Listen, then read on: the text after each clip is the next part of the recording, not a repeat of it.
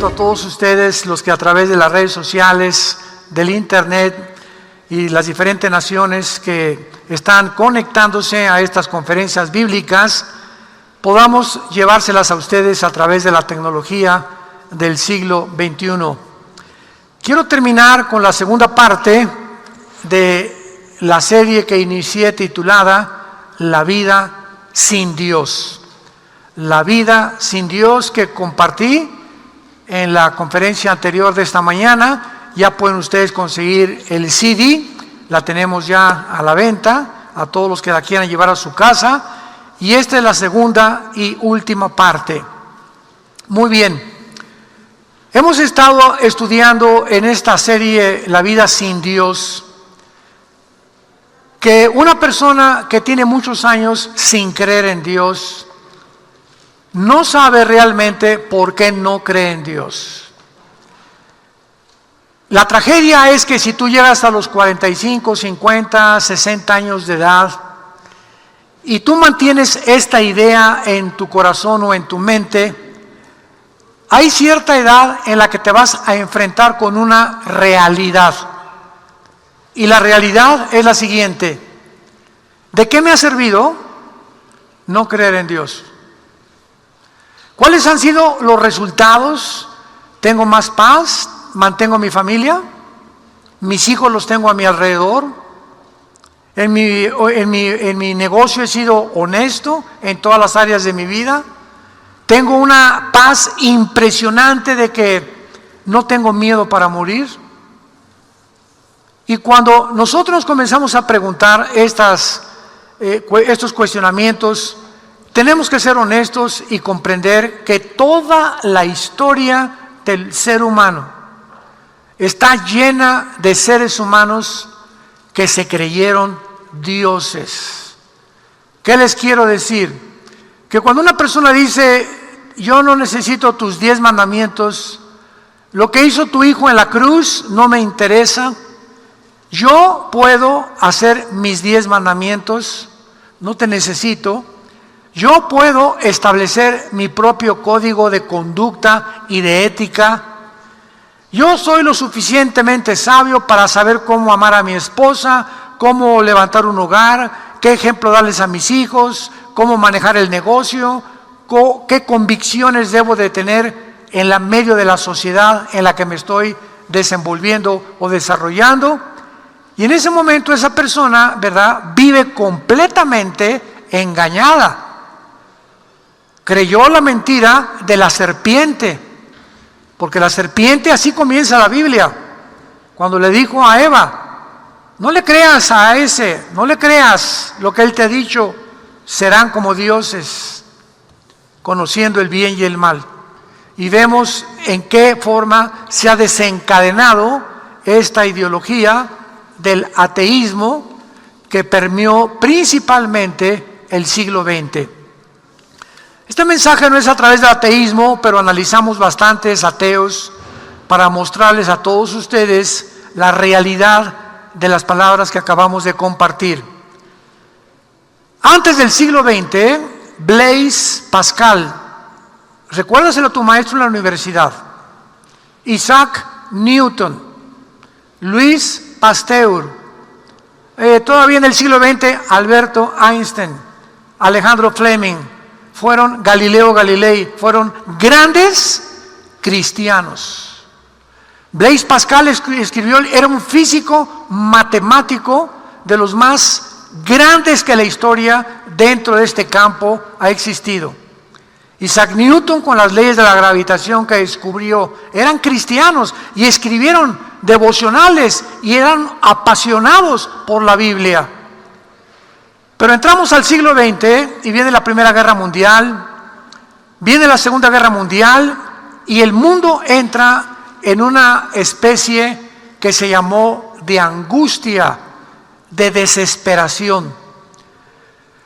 Llegamos a la época de los 60s, donde fue la época en que asesinaron al presidente John Kennedy en la ciudad de Dallas, 1962.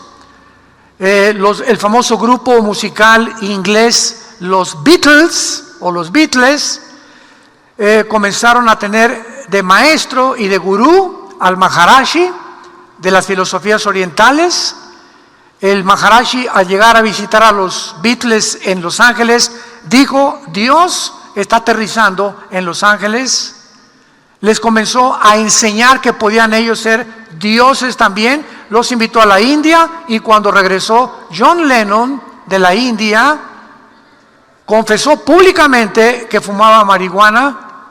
George Harrison, el otro guitarrista, comenzó a decir que tenía viajes de LSD o dietilamida de ácido lisérgico.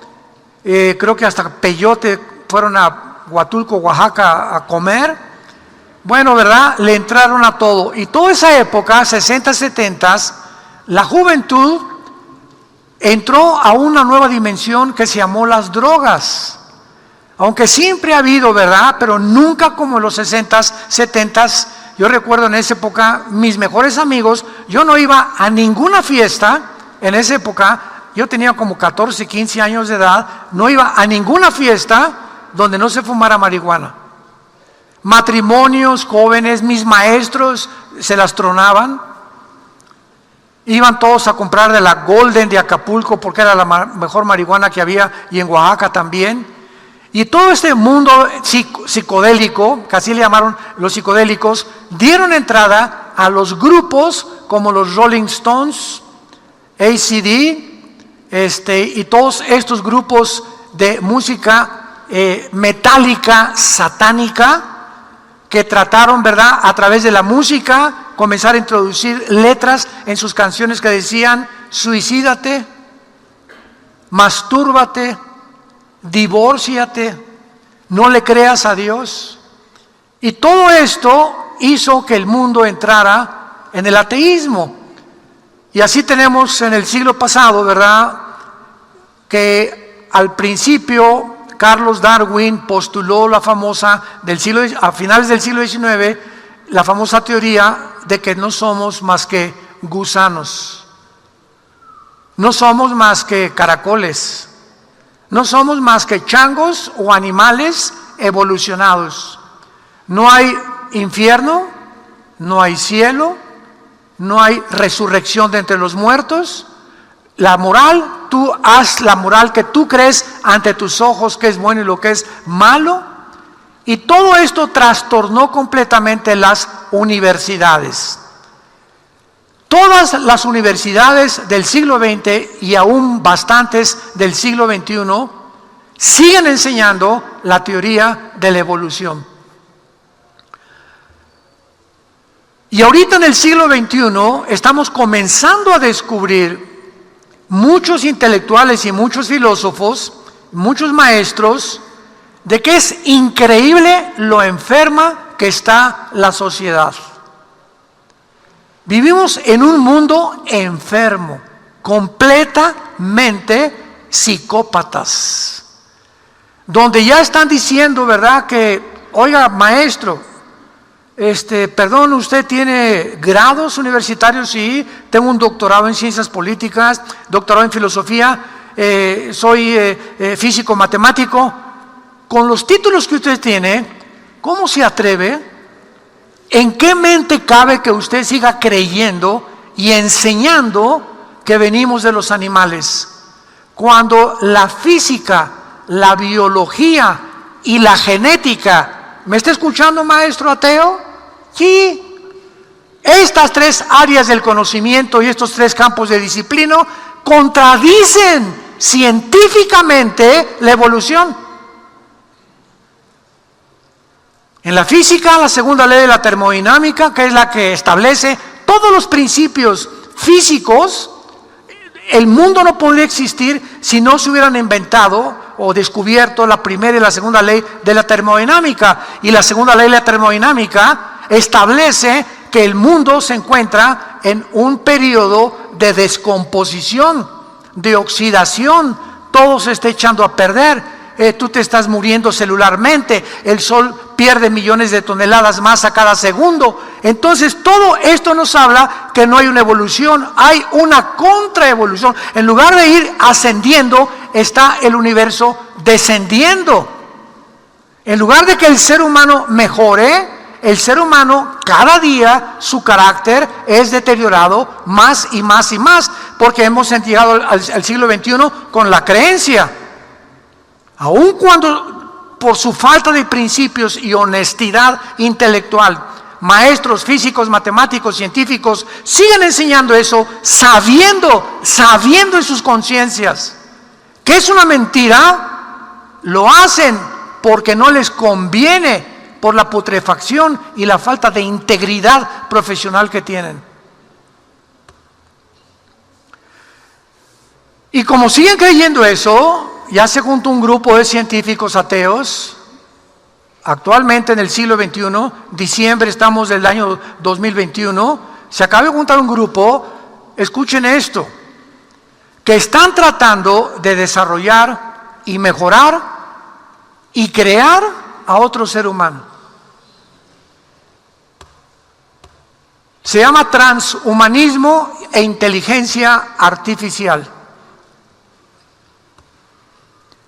Si somos seres evolucionados, pues debemos seguir evolucionando, vamos a seguir para arriba. Y ahora vamos a tratar de mejorar al ser humano mezclando el ADN de seres humanos o con embriones, con ADN de vampiros, de murciélagos, de changos, de cabras, de leones, etcétera, etcétera, y mezclar y tratar de darle a un soldado, convertirlo en un super soldado.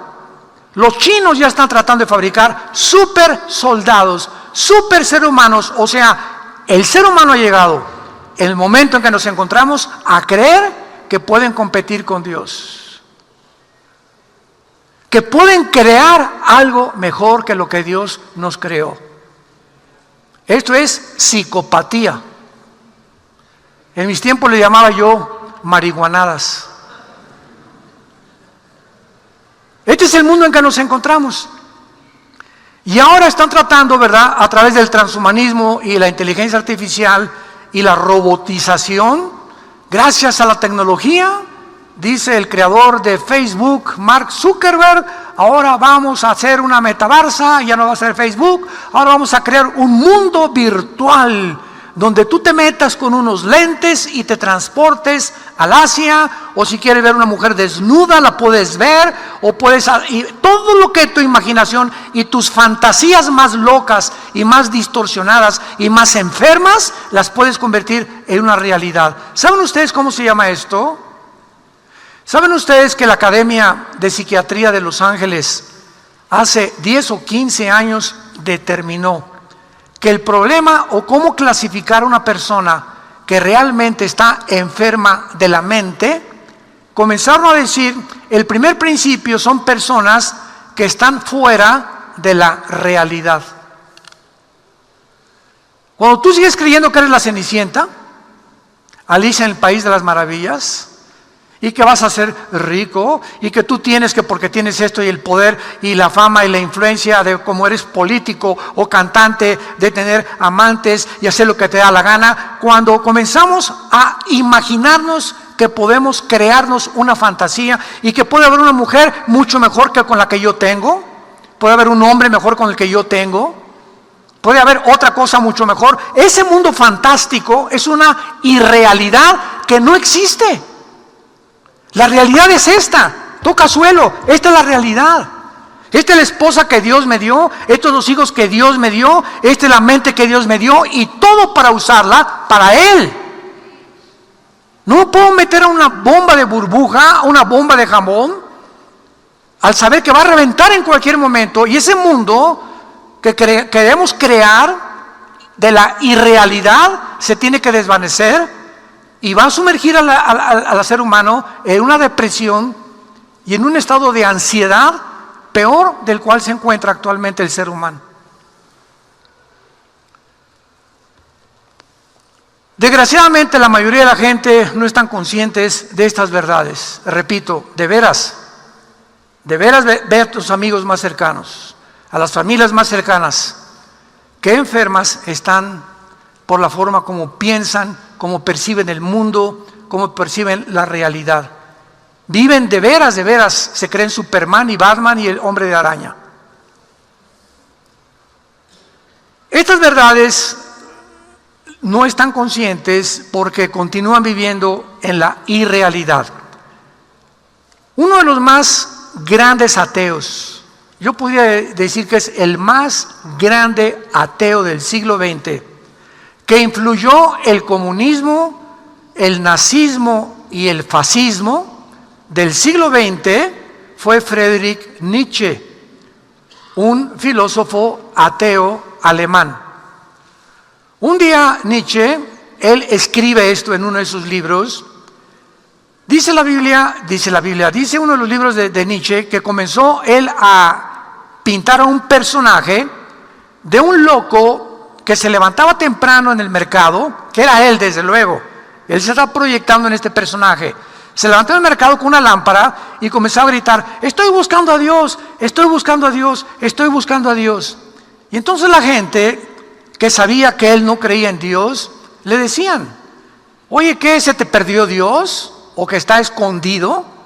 Y entonces el loco con la lámpara les contestaba y les decía, mirándoles a los ojos: nosotros hemos matado a Dios y lo hemos asesinado. Y si es así, ¿qué esperanza y qué consuelo tenemos para el futuro? Ahora, ¿cómo es posible que el padre del ateísmo del siglo XX haya proyectado este personaje en la locura, diciendo que ese loco no estaba tan loco porque en la conciencia sabía que si mataban a Dios no había esperanza para la humanidad? Esto nos habla que los más grandes ateos saben perfectamente bien, en la conciencia que les da testimonio, la existencia de un Dios supremo.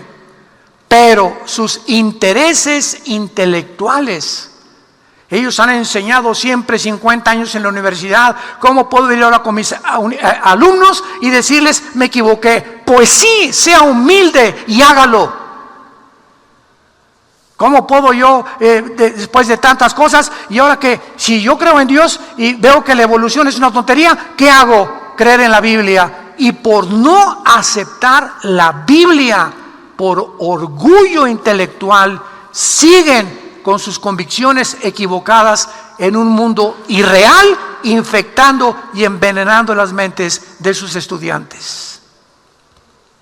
¡Qué tristeza de personas supuestamente adoctrinadas, cultas, como decía Cantinflas, leídas y desletrados, que siguen por su falta de convicción viviendo vidas mentirosas, porque tienen miedo de enfrentarse a la verdad. El famoso ateo francés, que fue ahora sí que le puedo llamar mi coach, era mi ídolo en los 60, cuando yo era ateo, yo fui ateo.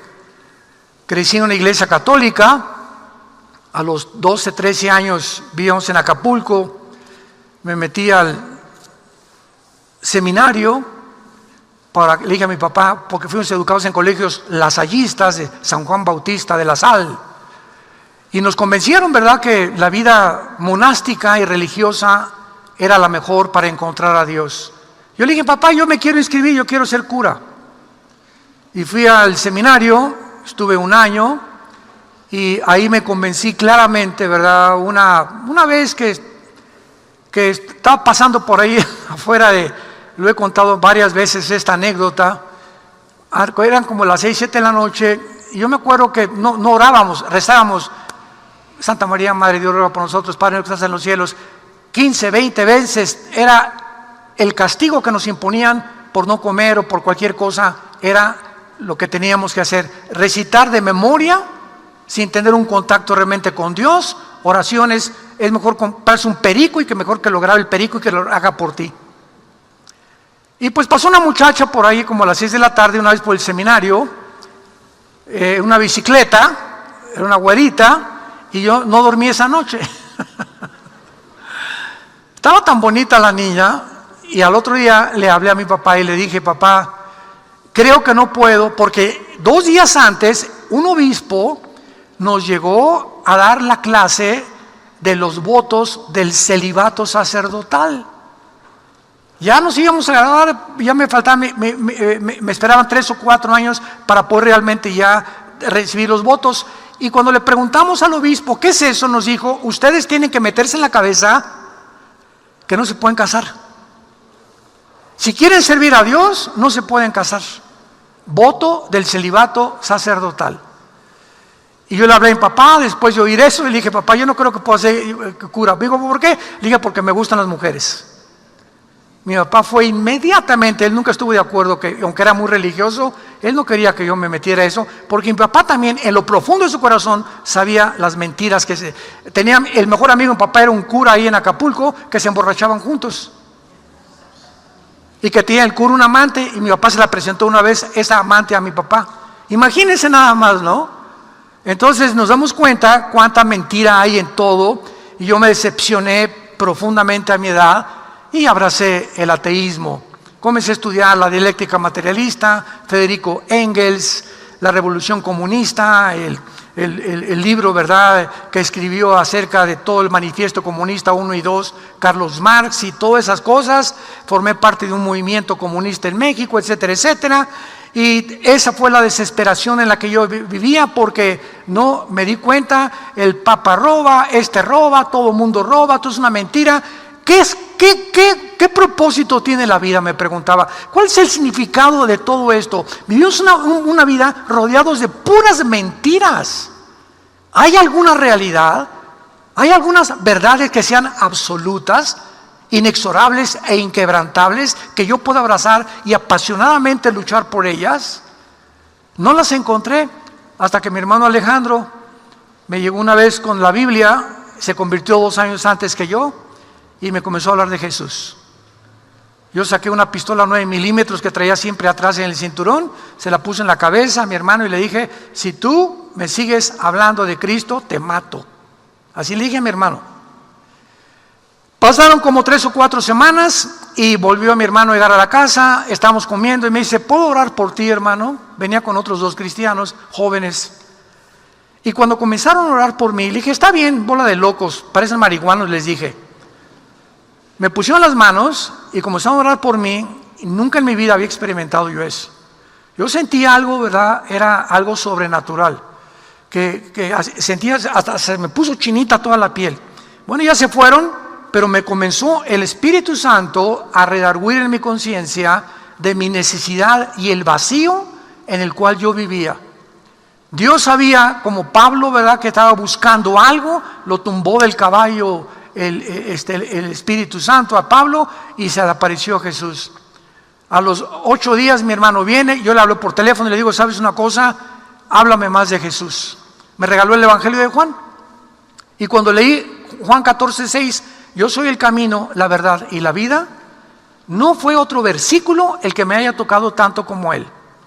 Porque en ese momento me acordé, Buda, que también el panzoncito gordito que acabó en McDonald's, dijo a sus discípulos antes de morir, busquen la verdad. Buda nunca dijo la verdad y además era ateo. El budismo es una religión, claro. ¿Puede haber alguna religión atea? Claro que sí, el budismo es ateo. Los budistas no creen en Dios y se clasifica dentro de las religiones.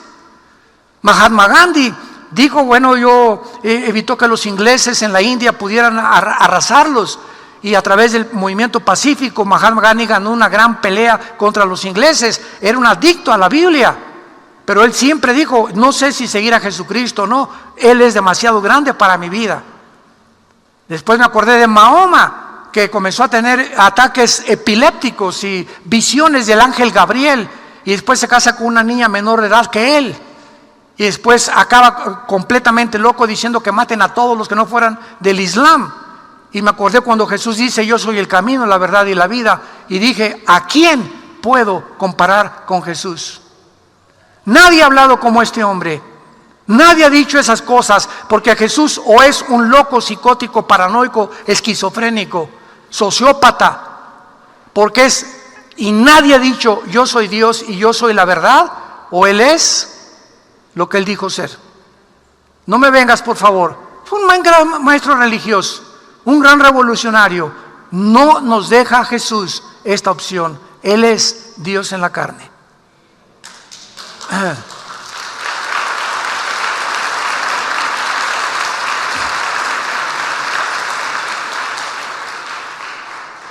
Y regresando con Jean-Paul Sartre, él escribió 2 libros principales.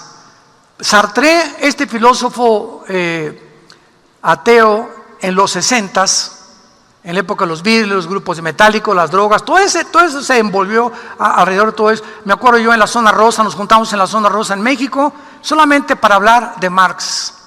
Y si hablabas de Dios, eras un idiota, eras un inculto, eras un ignorante, porque los cultos son los ateos. Y estaba yo en ese rollo, en esa ideología, ¿verdad? Que me creía muy culto, y yo le decía a mi hermano cuando me comenzó a testificar: tú son unos tontos, que Jesús fue como todos los demás, ustedes ¿cómo van a poder creer en Dios? Y cuando entiendo yo al leer el libro de Sartre, La náusea, así se llama el libro, La náusea, y el otro libro que escribió se llamó El muro. Y Sartre se le nombra el padre del existencialismo en los 60s, porque él comenzó a divulgar una ideología en Francia, en Europa, que llegó a Estados Unidos y parte de México, en que el mundo no tiene ningún significado, dice en su libro La náusea, y luego dice en el libro El muro: yo he caminado y de repente dice que parece que soñó, que vio como un muro o como una pared donde él se acercaba y ya no podía atravesar al otro lado. Y Sartre dice lo siguiente: cuando yo llegué a esa pared, me encontré tal vez en mi sueño desesperado, porque dije, no puedo pasar esto y lo tengo que pasar. Y por eso se le llamó el profeta de la desesperación. ¿Qué fue lo que realmente estaba escribiendo Sartre? Ese muro era Dios. Y él estaba tratando de derribar con su inteligencia limitada de caracol que tenemos y la inteligencia finita que Dios nos dio, querer comprender a Dios y tratar de derribar a Dios y él pasar al otro lado y decirle a Dios: te vencí. Y acabó en la desesperación. Él escribió y dijo, Sartre: los seres humanos no tenemos más alternativa que edificar nuestra vida sobre el firme fundamento de la desesperación.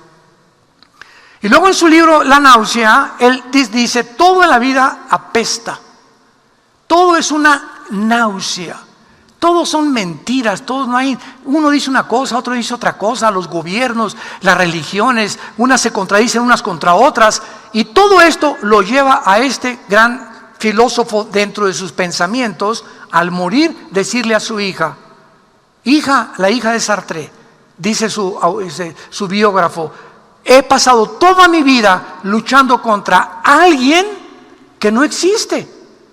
Considero que si gasté mi vida luchando contra alguien que no existe y peleando contra algo que es invisible, desperdicié mi vida. Imagínate nada más, luchar y pasar toda tu vida luchando contra alguien que no existe y tratando de mostrar a la gente que no existe. Oye, pues es para ti, pero no trates de enseñar eso. Si para ti no existió, no es una realidad, no lo trates de compartir con los demás. Y murió gritando en su lecho antes de morir. Nietzsche, a los 40 y tantos años de edad, se vuelve homosexual. ¿Dónde acabó el padre del ateísmo? Nietzsche, en un manicomio, en un hospital psiquiátrico, corriendo. Dicen que se aventaba sobre el piano y gritaba, etcétera, etcétera. Su hermana no lo podía controlar, murió loco. Él se hizo famoso por la frase: Dios está muerto. Y le escribió en Alemania, en su casa: Dios está muerto. Cuando murió Nietzsche, alguien puso arriba: Nietzsche murió, Dios sigue vivo. Nos damos cuenta que todas estas personas que han tratado de creerse que porque Dios no existe, nunca han hecho la pregunta: voy a acabar mi vida con las mismas ideas, pero ¿a dónde me va a llevar seguir creyendo esto en mi vida, con mis hijos y con mi familia? Sartre escribió también: uno puede crearse su propio significado para vivir, escogiendo libremente cualquier cosa. Y esto es completamente inconsistente, porque Sartre declaró anteriormente que la vida era un absurdo, que la vida era una náusea, que la vida era una desesperación. Así lo dijo. Entonces, ¿cómo es posible que llegue a decir que podemos crear nuestro propio significado? Y Sartre realmente estaba creando su propia ideología. ¿Y saben qué camino escogió? El camino del marxismo. De entre todas las ideas, él escogió las ideas de Carlos Marx. ¿Y a dónde lo llevaron? Aún más lo hundieron en la desesperación. Cuando Sartre descubrió que la idea principal que permeaba el comunismo era la lucha de clases, los burgueses y el proletariado. El proletariado, la clase pobre; los burgueses, la clase de los ricos. Y esta ideología se propagó en toda Sudamérica y en toda Europa. Si los pobres, el proletariado, derriban a los ricos, una revolución, vamos a tomar el poder, la sociedad se equilibrará porque repartiremos las riquezas. De acuerdo al pensamiento de Marx, el problema era la falta de equidad en repartir el dinero. Unos lo tenían y otros no lo tenían. Vamos a quitarles a los que lo tienen. Y entonces vino la primera nación que adoptó esta ideología, que fueron los cubanos. Fidel Castro, 1969-1960, va a Veracruz, México, se reúne con un doctor argentino llamado el Che Guevara, rentan un yate en Veracruz, el yate Granma, con 30, 40 personas, se dirigen a Cuba a provocar una revolución para derrocar a Fulgencio Batista, el disque dictador de Cuba. Pasaron varias veces, varios intentos, los metieron a la cárcel, salieron de la cárcel, etcétera, etcétera, regresaron a México, volvieron y vencieron, derrotaron al gobierno Batista y pasaron de una situación a otra peor todavía. La gente creyó, siempre los libertadores, el populismo, ¿verdad? No, sí, y esto, quitarles a los ricos, y esto y por allá, etcétera, etcétera, cuando el problema no es ese. El problema no es la falta de distribución de las riquezas, el problema del ser humano es el pecado. Es el pecado. Porque si tú le das a un pobre $1,000,000 de pesos, él va a seguir siendo o ateo, o lo va a desperdiciar, o va a gastarlo en mujeres, o en alcohol, o en lo que tú quieras, pero no es el dinero el que nos da la garantía ni la dignidad de ser seres humanos. Es la vida de Jesús en nosotros, la que nos abre los ojos ante la realidad. ¿Y qué ha pasado con Cuba hasta este momento? Es un pobre pueblo aplastado, sin valores, sin libertad, oprimido, un gobierno totalitario, autoritario, que los han aplastado con los pies, huyendo en balsas, cayendo en manos de los tiburones para arriesgar su vida con tal de salir de esa isla. Y todavía se atreven a querer darle el premio Nobel de la Paz. Todavía se atreven a decir que es un país. Y luego, ¿quién le sigue? Venezuela. ¿Y cómo se encuentra Venezuela? Es la nación con la más grande inflación del mundo. De las casi 200 naciones, el que más inflación tiene. ¿Eso es el famoso comunismo? Esa es la ideología que creemos que nos va a salvar. Y la ideología comunista a la cual yo pertenecí tiene 3 bases que fueron cambiadas. Una, el ateísmo. Si eres comunista, no puedes creer en Dios. 2, el humanismo. ¿Qué es el humanismo? No lo confundas con el humanitarismo. El humanismo especifica y describe que el hombre es el Dios. El hombre tiene las respuestas. Sobre el hombre se tiene que establecer la sociedad, y el hombre es el Dios y el que va a arreglar los problemas del mundo. Es el humanismo. Y el otro es el materialismo. No hay nada que valga la pena más que lo que vas a vivir ahorita. Y vive para explotar a todos los demás. Y no se puede, de acuerdo a Lenin, que en 1917 fundó el partido bolchevique e inició el comunismo en el 1917, Lenin dijo: el comunismo no puede avanzar si no matamos a la mayoría de los opositores. ¿Y ahora?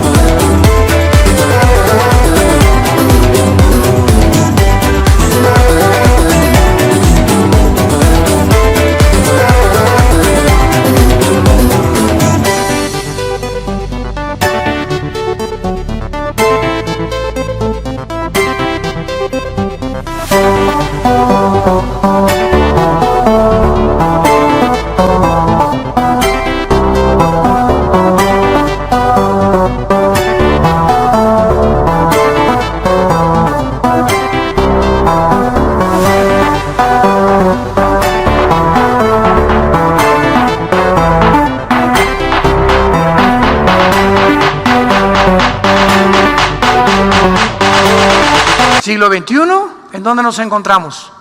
En un mundo donde casi todos los países latinoamericanos están abrazando algo que ya fracasó. ¿Qué podría decir? Virgen del Socorro, Virgen de la Macarena, Virgen de...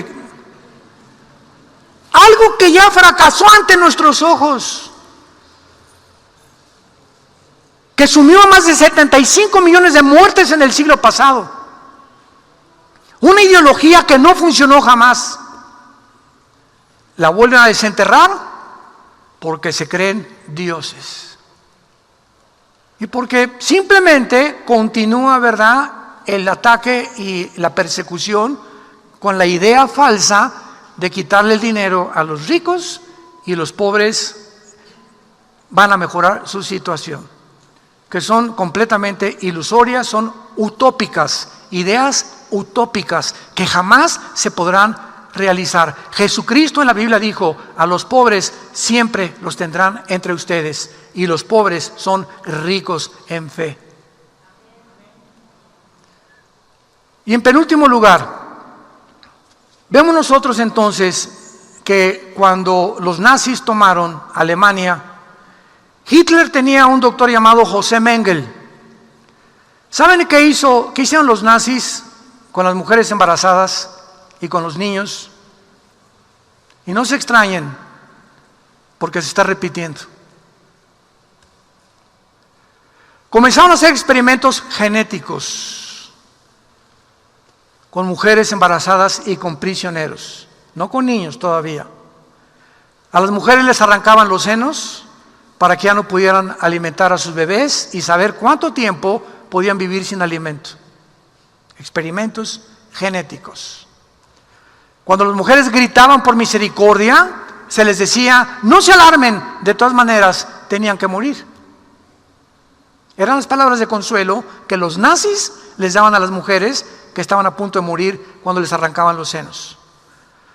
Levantaron un campo de concentración que fue el más famoso en Auschwitz, donde a los judíos se les obligaron a morirse de hambre y a otros los desnudaban, les arrancaban los dientes y les metían disque a bañarlos en cámaras de gas para matarlos como pollos. No cabe duda que si Dios no existe, entonces nuestro mundo es Auschwitz, porque no hay bien ni hay mal. Todo está permitido. El gran escritor ruso Dostoyevsky, que lo mandaron a Siberia en el tiempo de Stalin por sus ideas cristianas, fue lo que escribió: si no hay Dios, todo está permitido. Ningún ateo, ningún agnóstico puede vivir consistentemente con esta filosofía de vida, porque el mismo Nietzsche, él mismo proclamó la necesidad de vivir más allá del bien y del mal, y con Richard Wagner, el gran compositor que era el favorito de Hitler, con la ópera y los cuentos de Wagner y las valquirias de Wagner de la ópera, decía, ¿verdad?, Wagner, que por su antisemitismo y nacionalismo alemán ya no tenía nada que ver absolutamente con Nietzsche. Así que todos estos hombres que influyeron, los nazis, los fascistas, los comunistas, vemos la raíz. Un árbol, dijo Jesucristo, no puede producir mal fruto. Por el árbol lo conoceréis, por el fruto los conoceréis. Entonces veamos, analicemos, seamos racionales los sistemas, las ideologías de los hombres que hemos tratado de desenterrar, de criar, de formar. ¿Qué fruto produjeron por el amor de Dios? No te engañes, no te ciegues. Tienes una mente racional y vamos a dar cuentas a Dios. Somos seres responsables moralmente delante de Dios. Y tenemos que dar cuentas de nuestros actos. No te vendas por intereses económicos ni políticos tus convicciones morales. No te vendas. Mantén tu integridad. No importa que el mundo esté contra ti. Estamos contra el mundo entero. Tenemos que levantar la verdad.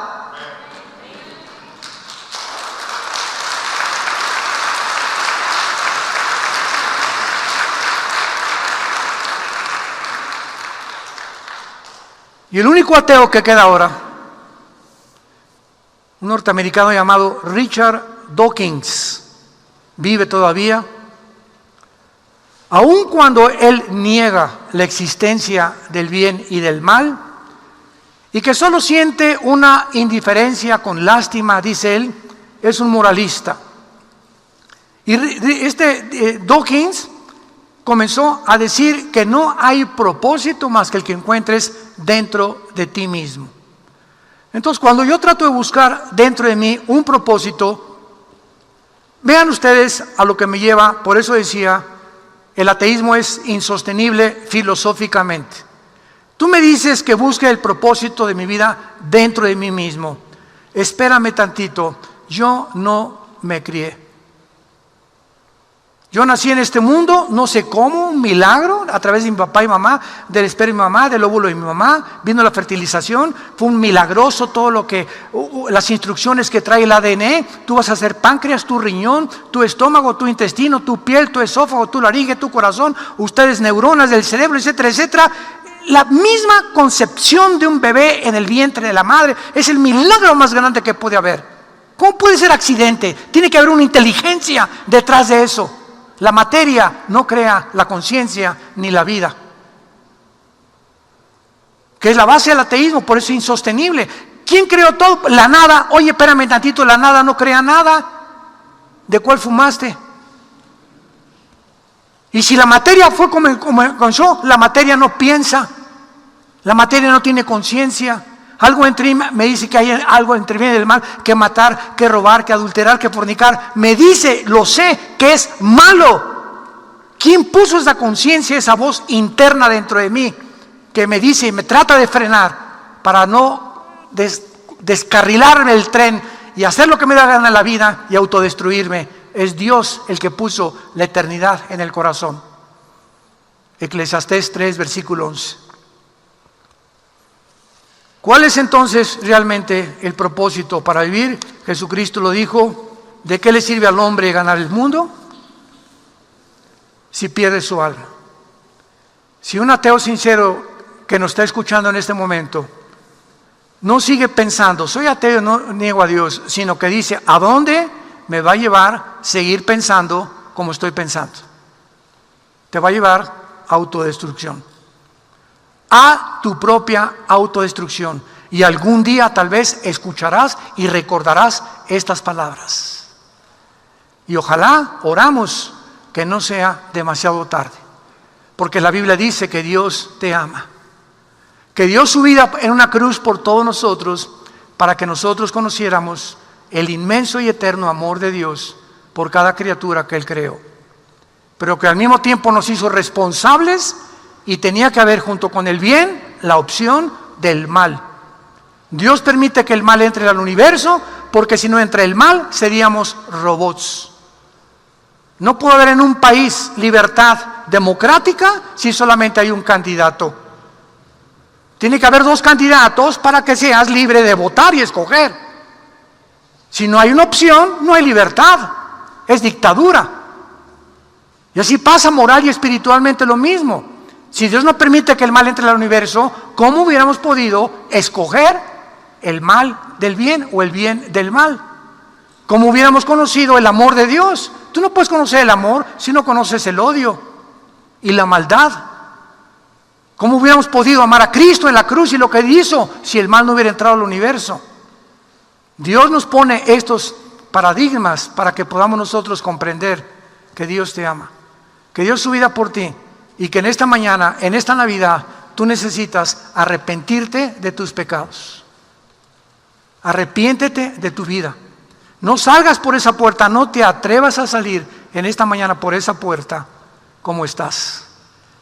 El hecho que estés aquí sentado en esta mañana no es coincidencia, ni de tu mamá que te trajo, ni de tu esposa, ni de tu esposo, ni de tus hijos, ni de tus padres. Tú estás aquí porque hoy Dios te trajo. Y tal vez creo que hay muchos de ustedes que Dios les da la oportunidad por última vez en tu vida. ¿Será realmente para muchos de ustedes la última vez que Dios te hable? Cuando oigas su voz no te endurezcas, ven a la cruz, vengan a Jesús. Vengan a la cruz, todos ustedes los que están sedientos, y cansados y estresados y llenos de ansiedad por un significado y un propósito para vivir que solo se encuentra en la persona del Hijo de Dios. Inclina tu cabeza y dile estas palabras con todo tu corazón a Dios. Señor mío y Dios mío, me arrepiento de la vida tan vana y tan superflua que he estado viviendo. Creo que en esa cruz tu Hijo abrió sus brazos para decirme que me amaba y que Él moría y derramaba su sangre para pagar una cuenta pendiente de pecados que yo tenía. Gracias, Jesús, por haber muerto en mi lugar, por haber llevado mi juicio en tu cuerpo en lugar de que tu Padre me castigara a mí, porque de tal manera te ama Dios que dio a su Hijo Jesucristo para que cualquiera que en Él crea no se pierda. Dios habló más veces del infierno que del cielo. Dios no quiere que te pierdas. El mundo va ahorita encaminado a su autodestrucción. Dios está gritando: sálvese el que pueda. Abraza la cruz. Sé salvo tú y tu familia. Y arrepiéntete de tus pecados. Dile: Señor, me levanto para decirte que te amo, que me pidas perdón, porque he hecho lo malo en tus ojos. Perdóname, Señor, con todo el corazón, y hazme la persona que tú quieres que yo sea.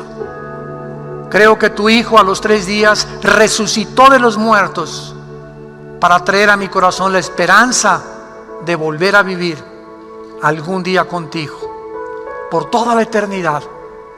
Y mientras este día llega, nunca me dejarás en este mundo ni me desampararás. El bien y la misericordia me seguirán todos los días de mi vida, y algún día en tu casa moraré por largos días. En el nombre de Jesús, amén.